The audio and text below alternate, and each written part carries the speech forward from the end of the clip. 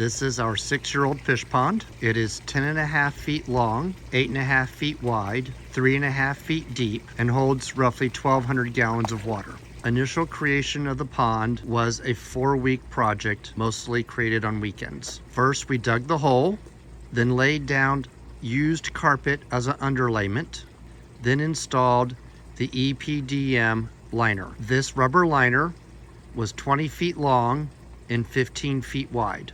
I've tested different versions of liners and have determined the EPDM rubber liner is the best and longest lasting. I highly recommend having 2 or 3 assistants to assist in installing the liner. We added plants and let water cycle in the pond for 1 week before introducing the fish. I expect at least a 20, if not 40-year lifespan for this liner. I hope you enjoy your new pond liner, your new pond, and welcome to the pond life.